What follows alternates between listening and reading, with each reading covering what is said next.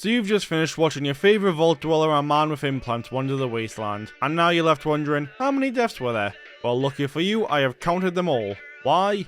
Because my girlfriend left me, so I needed to find a hobby. That's why I sat here in the dark and tallied every single death. From vault dwellers to charcoal puppies and everything in between. And I do mean everything. And since I've spent 900 hours in the best Fallout game of the franchise, Fallout 4 Anniversary Edition, I figured I'm clearly the most qualified person to narrate this death toll. A quick heads up before we move on though, I just want to thank the copyright bots who whipped, slipped and nipped me into them owning this video. So I doubled down and embraced it. Make sure you bring your, protection. So with that being said, let me know your death prediction down in the comments below. Before I counted, I thought it was around 80. I was horribly wrong. A quick thanks to my channel members for keeping me alive through these dark times. And without further ado, roll the intro.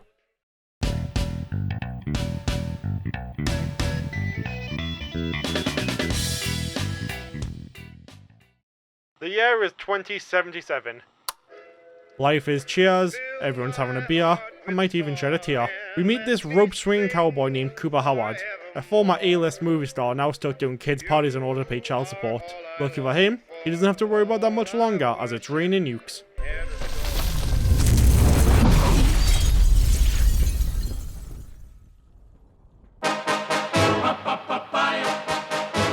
My name is Lucy McLean, aka our protagonist.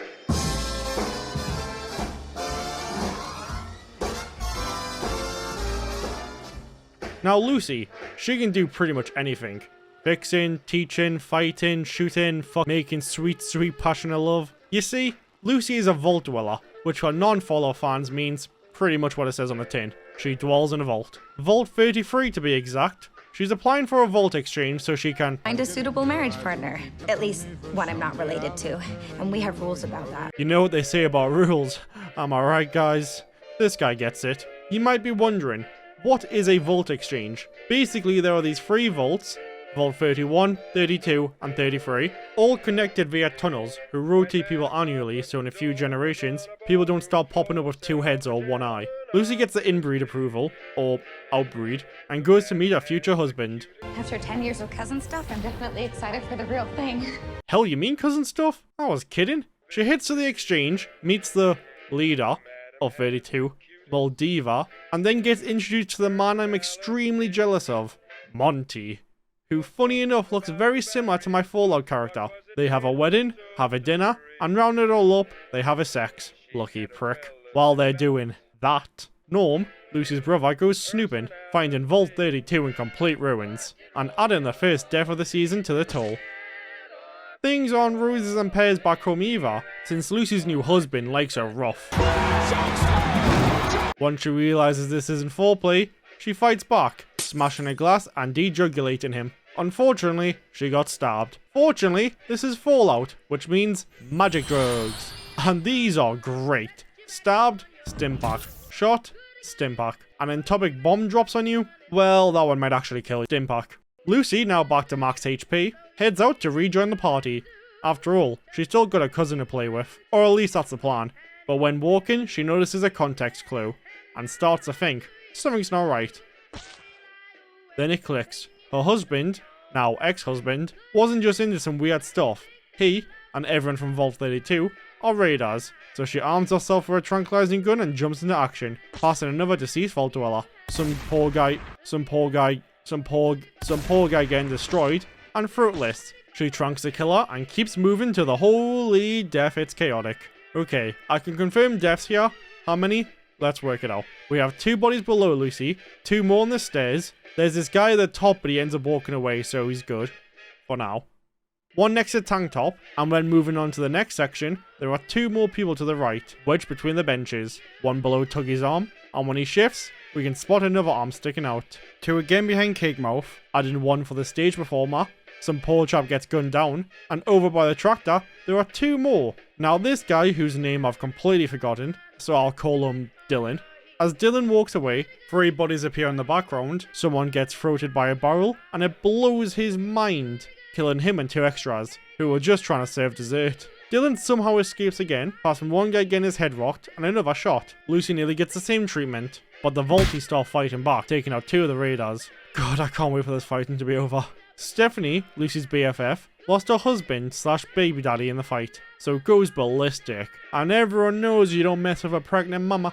She even takes a fork to the eye, but that doesn't slow her down, just makes her angrier. She kills a raider and discovers 3 more bodies. One slumped into a seat, one under a bench, and another you can see for like 2 frames, right behind the now dead raider. Meanwhile, Cousin is starting to release his power. Sir, please don't make me use force. Back at the party, because somehow there's still more happening, a Drax wannabe jumps a vault dweller, then this guy does his best Glenn impression. Lucy takes this as a sign to get her brother to safety. Oh, piss off, he's alive. And looking for round 2 apparently. Something that her dad, Hank, does not want to watch. So he drowns the guy in a tub of pickle juice. Honestly, still worth it. All of that brings the death toll to 38. Hank goes off to close the main door, but when he gets there, he finds his people held at gunpoint. They trank Hank, ooh that rhymes, and drag him off, letting the vault dwellers run before blowing their escape route.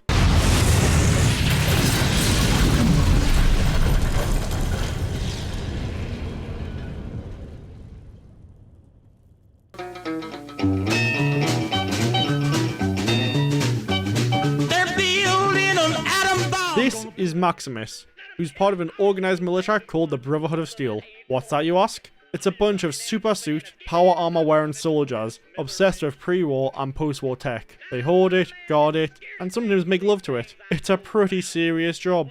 Maximus is receiving a beating for being the new guy around, then gets beaten at school for being as thick as pig shit. And just to top off the day, his best friend gets picked to be a squire. A role he wants, as squire equals knight. But she doesn't keep that role for long, as her foot gets a cramp, or something equally tragic. So Maximus gets to be a replacement, and gets given orders to track down a missing scientist. At some random fort, a couple of bounty hunters up to no good start to impale people in the neighborhood. They crack open a coffin, leading to...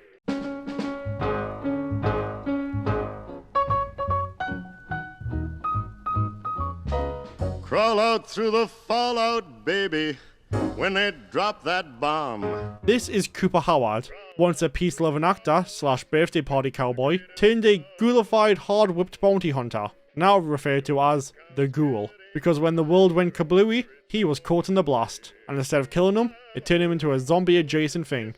These fine gentlemen try to recruit the Ghoul, or Cooper, as they're needing his help with a bounty, a missing scientist who looks vaguely familiar. Bounty came down, a huge one, enough to be a last score for me and whoever's with me.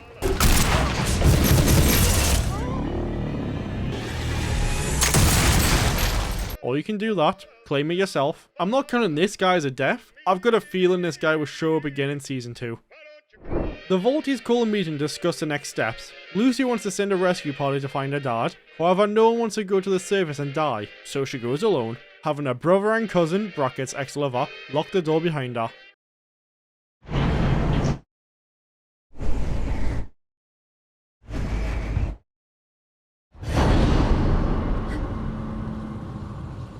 The wasteland, full of death, skulls, and sand people. All pre-war folks who didn't make the vault cut. And holy shit, we in GTA now.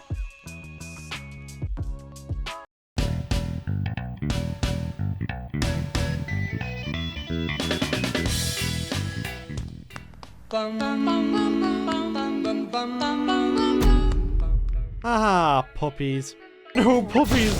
So these are the bad guys. Not this guy, Ben. Ben is pretty cool. He saved a pup. Also, not sure if this is his real name, but you know, lost. This is a scientist everyone's hunting, but pre-bounty. He's working for this group called the Enclave. I don't really know much about them. They weren't in Fallout 4. What I do know is when Ben was walking off with his new doggy, he passes this green Shrek looking thing, which I'm counting as a death. He hides his dog inside the wall so it doesn't get the morgue treatment, then injects himself with this blue tech pill, which explains why the Brotherhood want him. They can sniff it. We don't find out what that tech beep does yet. That comes later in the show. Sometime in the future, at the Enclave base, another scientist catches him dogging and goes for the alarm. Ben tries to stop him, getting shoved to the ground for his efforts, which is a big no-no in dog lore. So the dog pounces and rips the bass to shreds. Once the good boy finishes snacking, they decide now is probably a good time to leave. Thankfully, all the Enclave drones were built by stormtroopers, making it easy for them to slip out. The Enclave aren't too pleased about this, so you know they say, when in doubt, bounty him out, assigning these guys, or I guess now the Cooper, to hunt him down. He wants that money, money, money. Back with Lucy, still wandering the wasteland hoping to find her father. Not sure how she expects that will work, but I like the ambition. She stumbles onto a family of skeletons who, after taking their recommended dose of Voltec Go-Go juice, makes them worthy of a splat. When night comes, she lights a fire, gets some sleep, and wakes to a good boy growl. But it wasn't at her. It was for a giant cockroach. Creepy Ben, who was silently watching her sleep, tells her it's time to go home, as vault dwellers aren't built for the surface world, then walks off into the dark. Yep, that's not at all. Next time we see him, he's taking a pit stop on a radiation barrel. A radiation barrel. Is this guy a scientist or a dummatist? Am I right, guys? Anyway, he ends up making a quick escape because of the rads. No, the dog brings him a human hand, and I'm hesitantly assuming that used to belong to someone. It's a good thing they left when they did, as Max and the Knight are hot on their heels, arriving at the scene shortly after, finding a skull and a cave. Heading in, they spot a skeleton, a bear, and a skull. Wait, what was that second thing?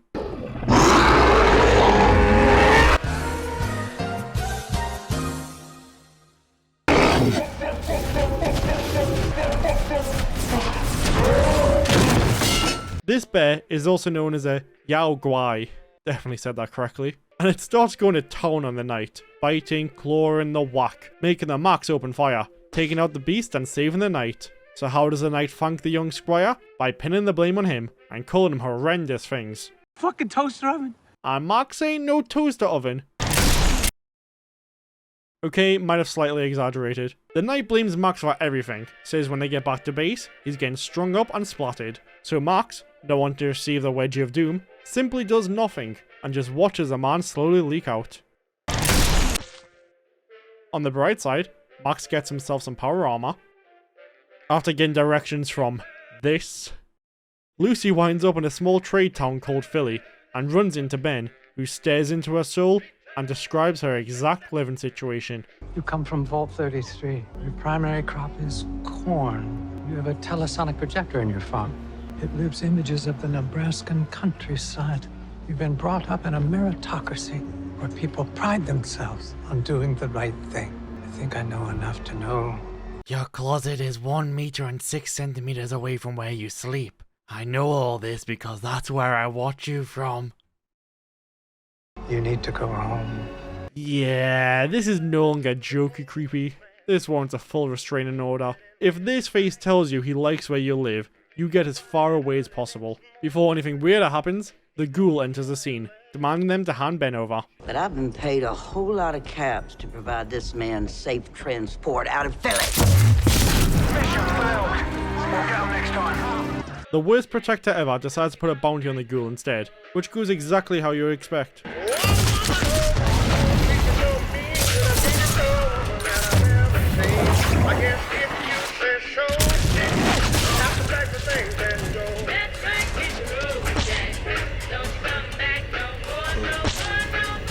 A few townfolk land some hits, but, you know, ghoul. What you say?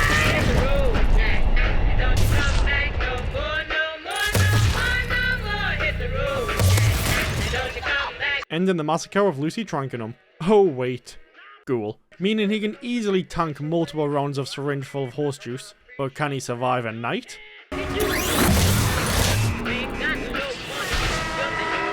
Ah, I forgot. He's not actually a knight. Seriously though, ghouls are more durable. Fine, fair enough, I get it. But this man can throw cinder blocks miles away, yet this does nothing. Whatever. While everyone was fighting, Ben got a new foot screwed on, and he and Lucy Christianed, heading off to meet Moldaver, because surprise, Ben and her are in cahoots. Fortunately for Lucy, she's not paired up with Ben for long, since he's dying. The new leg didn't take, with his final wish being for Lucy to deliver his head to Moldaver, because what's inside is the future. Though getting Lucy on board with decapitating someone will need a bit of convincing. I'm not going to make it. Okie dokie. I don't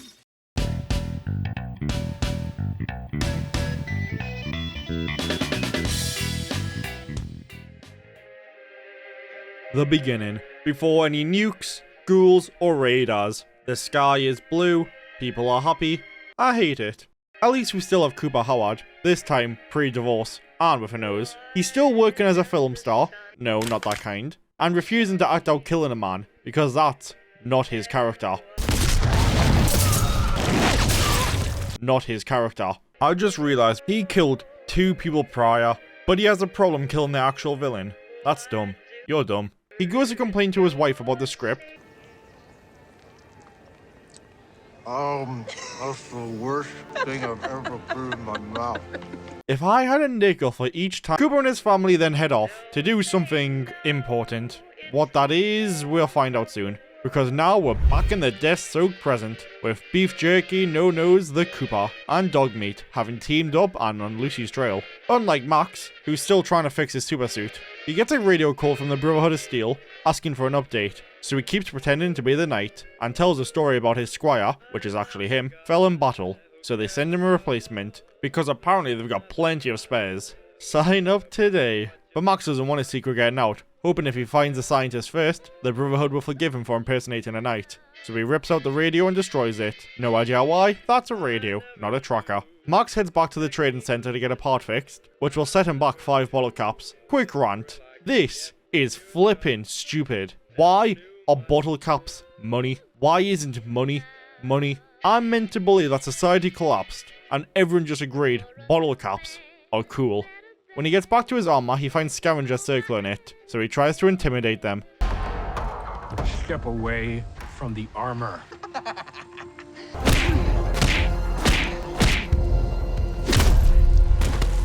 Well, that didn't go according to plan, so his next attempt isn't as diplomatic, causing brain damage to one guy, and severe brain damage to another, making the rest of them uptail and scram. Now that's sorted, he has to deal with his new squire that just arrived, and just so happens to be one of the guys that was beating the socks out of him back in episode 1. Knight Titus, I'm Thaddeus. I'm about to protect and serve you, whoever you deem fit. My lord, have I said something wrong? No, he lets him live, and just keeps up the charade, toying with him along the way. All while Lucy's been sticking a tracking device up the snout of the head, planning for when she inevitably loses it. Then she sees a very cute death. A very cute death. That happens so fast, I can't even properly splat it. Then the same thing happens to Lucy, getting yanked from behind. She manages to trank the beast, only for her to yank the head, straight out of her backpack, and scurry back into the water. And to make her worse, the Cooper's wrinkly sack shows up, tying her up, lucky, and waits for the fish monster to take the bait. Oh my, look at this thing. That mouth ain't got no teeth. It's just fingers. Meaning it would probably give a killer massage. Or the worst harm. During the struggle, it smashes the Cooper's ghoul meds and steals Lucy's boot before escaping. With no other options and limited time, Cooper kidnaps Lucy and takes her to get more drugs.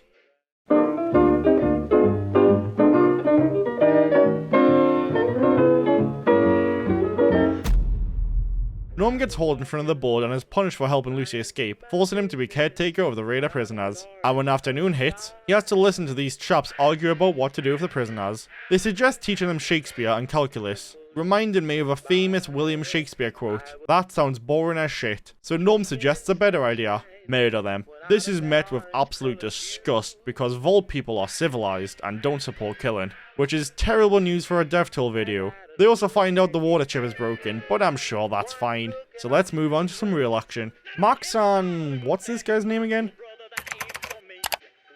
Thaddeus. Max and Thaddeus reach the river, looking for the head, and instead, the head finds them.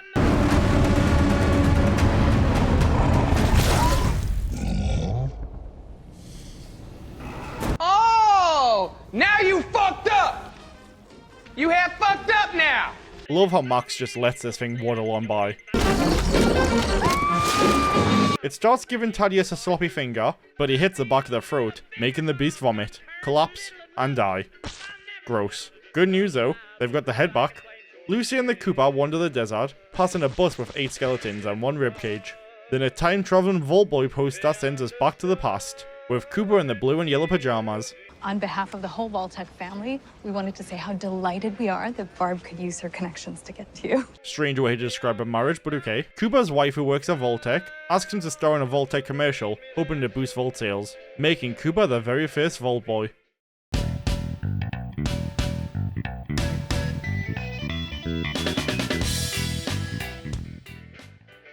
Returning to the wasteland that's drier than a nun's arse, forcing Lucy to drink some irradiated water. The ghoul's still dragging her to a side quest to grab more ghoul vials, so he doesn't turn into this guy, a friendly ghoul who's mid-turning. Well, take up my pickle and call me Elmo, I was not expecting that. Cooper starts harvesting the remains in a waste not one scenario, something Lucy's not on board with yet, as she's still learning the laws of the wasteland. It ain't all canned peaches and marmalade left up here, sweetheart. Sometimes, fella's gotta eat a fella. You know, my vault has endured hardship too. In the Great Plague of 77, people starved, my mother included.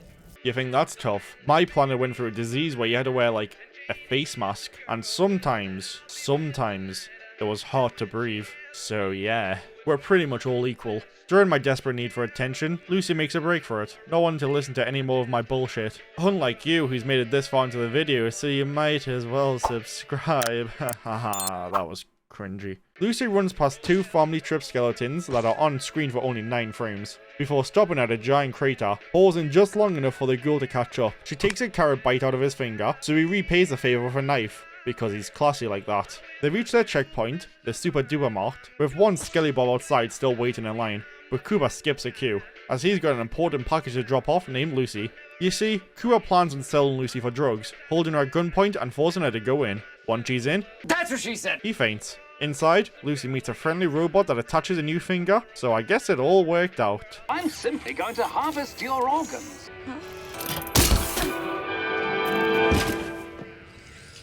Or maybe not. Meanwhile, back in 33, Stephanie pays Chet a visit, dropping off some of her dead husband's belongings, like a singular shoe and a painting of him. You know, the essentials. And to help him move on from her grief, she dresses Chet up as Bart, kisses him, then pees herself. So was that sex? 1, 2, 3, 4. 1, 2, 3, mother. Norman's handing out his cake for the prisoners, as nothing says punishment like jelly frosting, when one of the prisoners hits him with a scoop of his own, telling him they didn't kill anyone in Vault 32. They were already dead when they arrived, spiking Norm's interest. Hopefully that's the only thing spiked, so he goes to investigate, picking up his trusted sidekick along the way. Doodaloo-doo. They stroll across 8 bodies while looking for clues. Lucy dazes in and out of consciousness. Lucy wakes and sleeps, passing the dude from Stranger Things, 4 bodies, and a head. Finally waking up strapped to a table, about to get her organs rearranged for a second time this season, but she's already had her fun, so she kicks the blade away then zaps the robot, knocking it unconscious, on his sleep. Lucy tries to walk out, using the robot as hostage. It's a fucking robot. Might as well be holding an air conditioner hostage. Wow. I've heard some racist things. She holds up the gun that's apparently built into these robots and demands she and the other hostages get set free. They tell Lucy that's a bad idea. What's a bad idea?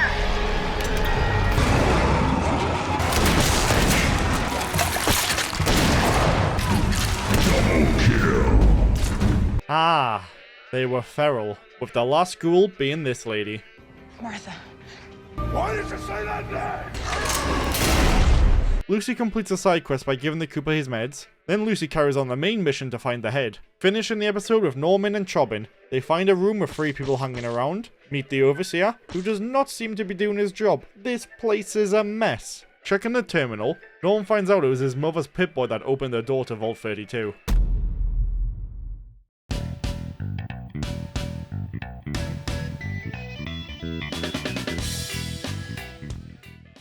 Maximus and Thaddeus are warming by the fire, sharing a laugh, bonding over that fish squid thing they made vomit out its intestines. Ah, the memories.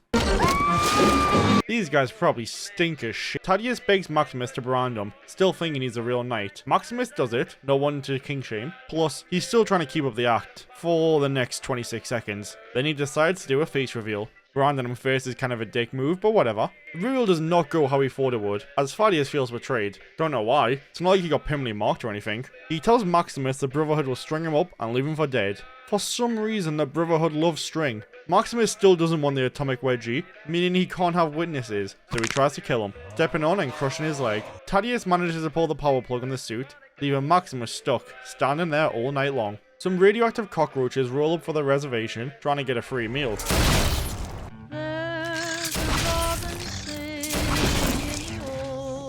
Lucy somehow stumbles onto Maximus. I'm not even going to talk about those odds. She's hesitant to let him out. After all, nearly everyone she's met has put a gun in her face, so she's a bit skeptical. Max says he's a knight for the Brotherhood of Steel, meaning she can trust him. She can trust him. That lie works and she releases him. Guess in this episode's mainly going to follow.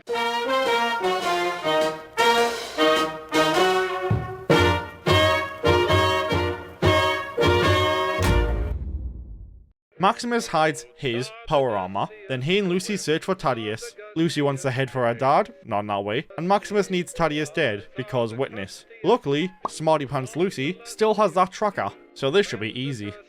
The dynamic duo are still gathering clues when they come across this heap of bodies, and I can't see shit. So I'm going to export this frame into Photoshop, crack the brightness and contrast, twice. Now we can count 13 bodies. And wait, there's more. We've got one sleeper and 4 more who are trying to break into Vault 31. This all freaks them out and they rush back to the safety of 33, where Norman does some more digging, finding out every overseer from Vault 32 and 33 were elected from 31. Coincidence? Norm thinks not. Especially since Betty, an ex-Vault 31 occupant, just got voted in again as overseer. Norman brings this up with his trusted sidekick, talking about how weird it is that in 200 years, they've only had a 31 overseer. You know they got that phrase. Things look glum. Vote 31. That's an awful phrase. Doesn't even fucking rhyme. Betty calls everyone into a meeting to announce her first major action as leader. It's to migrate some 33ers into Vault 32, after cleaning up all the dead bodies. Kinda impressive, not gonna lie. Norm confronts Betty about his mother's Pip-Boy and catches her in a lie, stating Hank and her buried his mother and the Pip-Boy inside the vault, which we know now can't be true. Lucy and Maximus are starting to form a friendship whilst crossing the wasteland, when they hit their biggest hurdle yet, our bridge, blocked by 2 fiends, which are basically cannibals. Tension starts rising, so Lucy tries a diplomatic approach. Why don't we all take a deep breath? What the fuck are you talking about? They start crossing when Maximus realizes these guys aren't here to chat, they're here for that. So he blasts both of them right off the bridge and gets hit in the process, which I'm sure is fine, let's not worry about it. They carry on their head search, finding a crater where Sadie Shans used to be. Lucy gets confused by this because our Vault textbook said her vault is meant to restart America, not some sandhoppers. Maximus tells her not to stress. Her vault still has a purpose, as a bomb got dropped on the place when he was a kid, and he only survived by hiding in a fridge. Sure, that makes sense. If it worked for Indy, then it works for me. He says it's the reason he joined the Brotherhood of Steel. He wants to hit the people responsible. I would usually just write a mean tweet, but power armor works too. Lucy realizes Maximus is bleeding a lot. Like, way too much. We need to get the head. The head can wait. You sound just like my wife. They head to a hospital, only to find it's a trap.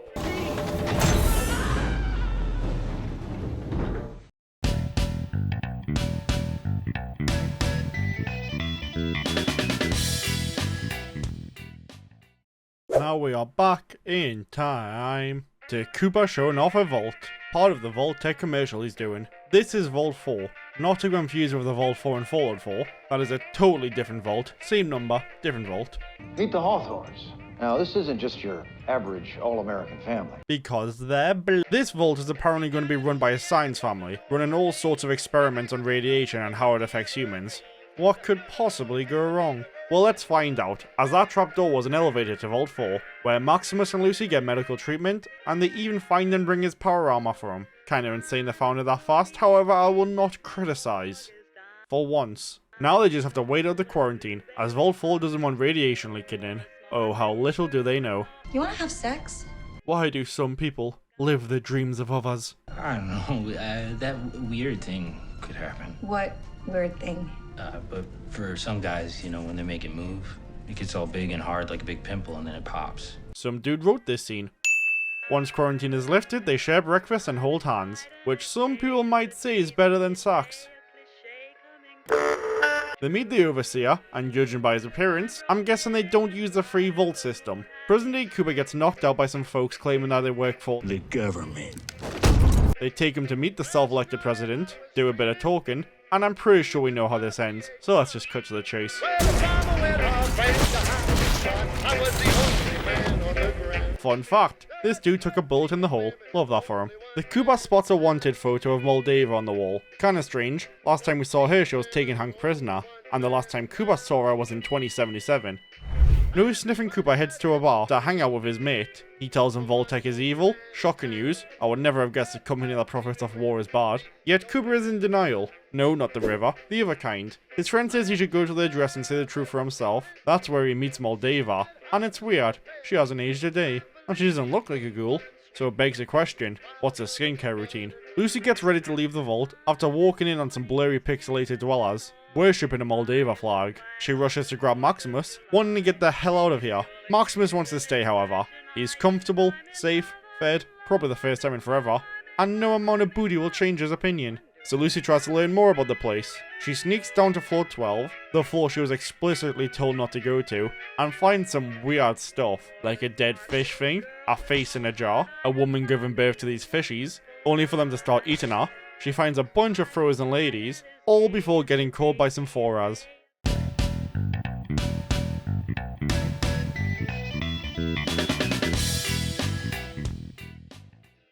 We open the season with the Cooper back in the present, regurgitating some food then destroying a family line. Why? Because apparently they had info we needed on Moldaver's whereabouts. Speaking of, continue his past conversation with her, she tells him not to trust Vault-Tec, or his wife, as she's no good. Sexist. Then hands him a listening device. A listening device. A listening device. A listening device, so he can hear it for himself. Cooper reluctantly plants the listening device in his wife's Pip-Boy, tunes it in, and waits for his opportunity. Then he gets hit with guilt, because he loves his wife, and doesn't want to spy on her like a creep, so he throws out the earpiece.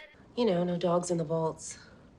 Well, this bitch is evil, so he fishes the earpiece back out to spy some more. Lucy is still locked in Fallout 4, getting a slap on the wrist for walking into the 50 Shades of Doom room. The Overseer attempts to explain what happened by playing this tape, where we see the diverse American family running tests, and surprisingly, it goes tits up, after their irradiated science experiment came back to eat their face. So it would appear that this vault didn't struggle from the incest gene. I mean, it probably did, but the reason young Timmy has 6 eyes, 2 noses, and a craving for eating chalk isn't because he's inbred. That's just a plus. It's because the current vault dwellers were getting experimented on, and the women who shit fish are still kept alive for unknown reasons. After the tape ends, they bag and drag Lucy as her crimes cannot go unpunished, dragging her right past Maximus. So now he's got to pick comfort, security, safety, or Lucy.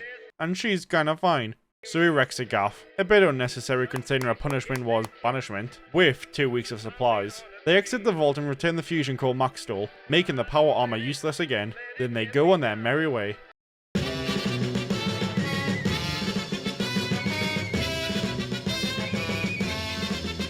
Thaddeus' leg is killing him, literally, so he looks for medical help while limping to the Brotherhood extraction site. This guy takes Thaddeus to his lab and injects him with the super soldier serum, healing him instantly.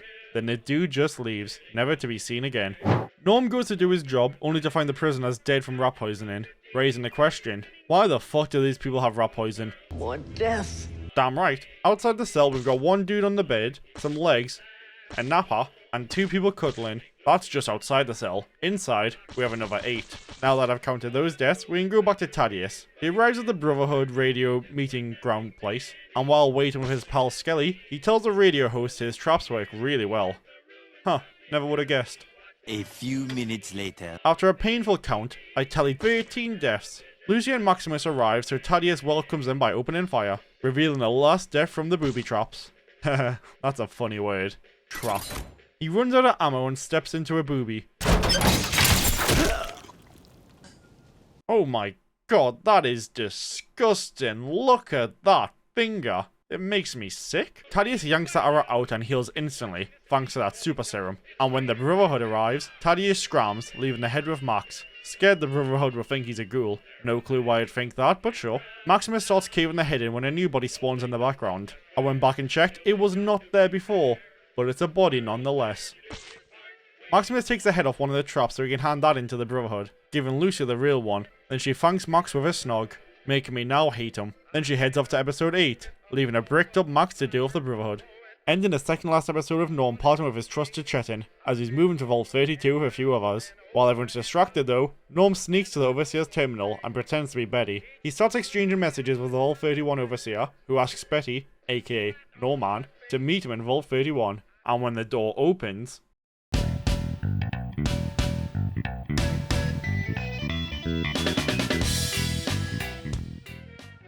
The beginning, which is actually the end. Seems like a bad episode name. Cooper takes his wife to work because he's a good husband. Nah, he just needs to stay close to spy on her during an important business meeting. Making this a good time to get back to Lucy, who's getting a bit too close to the camera. She arrives at a drop-off point, bringing Moldaver the head, and seeing her father for the first time in a while. Moldaver extracts the blue pill, then gives some context about Hank, and how he wasn't born in a vault. He's from the before times, and he looked like CGI. During this monologue, we see Norm arrive at Vault 31 for some visual context. He finds the brain of this guy, Bud, in a robot. Turns out, the experiment in these vaults, 32 and 33, were managed by Bud. He cryo-froze a bunch of people, then defrosts them when a vault needs a new overseer. And Bud manages a swap, creating the ultimate management system. Honestly, with the stuff that's happened in other vaults, this is still a good deal. There's a bit of time jump in here, so bear with me. Cooper listens to the business meeting where Vault-Tec, consisting of Bud and his wife, I've just realised I have no idea what her name is. Ah well, I went 8 episodes without. They're trying to sell a handful of vaults to major companies that they can manage, run experiments, and basically have fun with. But why would anyone buy an end-of-the-world vault if peace talks are a negotiation? How can you guarantee results? By dropping the bomb ourselves. Well, suck my nipples and call me Brenda, I was not expecting that. A nuclear event would be a tragedy. No, you don't say. When we are the only ones left, there will be no one to fight. Besides each other. A true monopoly. Board games aside, let me get this straight. Vault-Tec is going broke because they build vaults nobody wants to buy. Okay, so they want other companies to buy them. Fine, sure. Now they want to pay billions for thousands of nukes to be built. Then drop said bombs to boost sales. I'm lost. What are you gaining from this? Why do you even need money at the end of the world? I don't understand. Let's go back to the simple stuff, please. Maximus is getting questioned about the head since there's no magic blue pill in it. He gets pulled aside, tells the leader he knows where the real head is, and they're like, yeah sure, we believe you. Then they head off to retrieve it. Pretty lackluster, not gonna lie. Oh fuck, we're back with this chapter. Moldaver tells another story about Lucy's mother, how she found out about Sandy Shores, told Hank about it, then one day, during some grocery shopping, a nuke hit it, killing everyone besides Kid Max and her. She got ghoulified instead. And the man who dropped the nuke was no other than Hank himself, because he wants society to restart through the vaults, not these stinking outsiders. However, Moldaver isn't one to quit. She powers up the blue crack pill that everyone's been lusting over, and right as she's about to hit the on button, the Brotherhood arrive. The built-in missiles launch away, barely missing the ship, yet this guy still falls. However, everyone else is fine. What am I supposed to tally here? I guess I'll use this boat for reference. We have one knight, 4 dudes, this guy behind the camera, and 2 pilots. Before we move on, why is Maximus so happy? A pretty boring, long drawn out fight happens, which I'm just going to skip over and go straight to the deaths. There were 32 on-screen deaths, and 2 random bodies, which I appreciate. Normally shows just spawn 400 random extras on the ground and pretend more happened, so I'll give this season a golden brain. The only death I'm annoyed counting is a knight who steps on a mine and dies. Power armor should survive that, right? Wait, just realized, I don't care enough to argue about it. The Brotherhood successfully wipe out the enemy fighters, making it easy for the Cooper to walk on in. I bet that outfit makes y'all feel like a big man, don't it? Yes.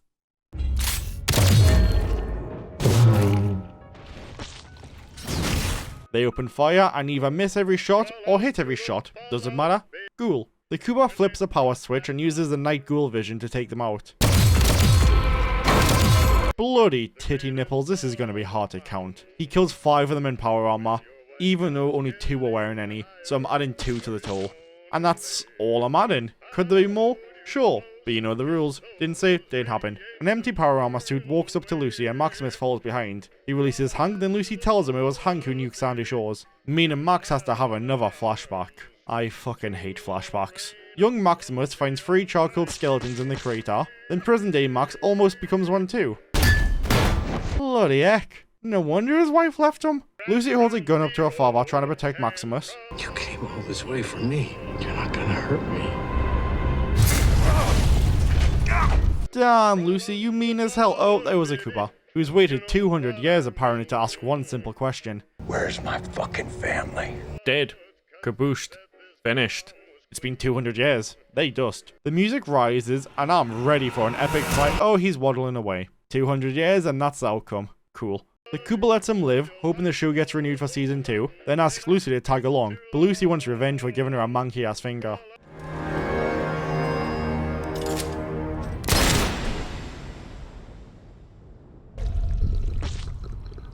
You coming?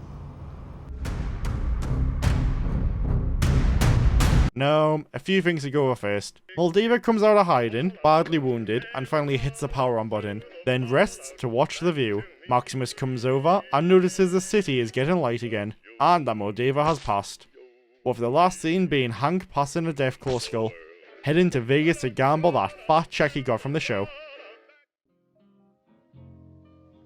We have finally reached the end, and if you're wondering what fresh hell I'm subjecting myself to next, stick around, because there'll be a trailer for my next video right after the final toll. In the first season of the Fallout show, we tallied a grand total of 225 deaths. Unsurprisingly, the vast majority were human, 209 of them to be exact, followed by 10 animals, then 5 ghouls. Feels a bit racist segregating them from humans, but we move to the final one being that Shrek. I still have no idea what that thing was. Most deaths took place in episode 1, which had a whopping 52, just beating episode 8 that had 51, whereas the least amount of deaths were in episode 6, which only had the 5.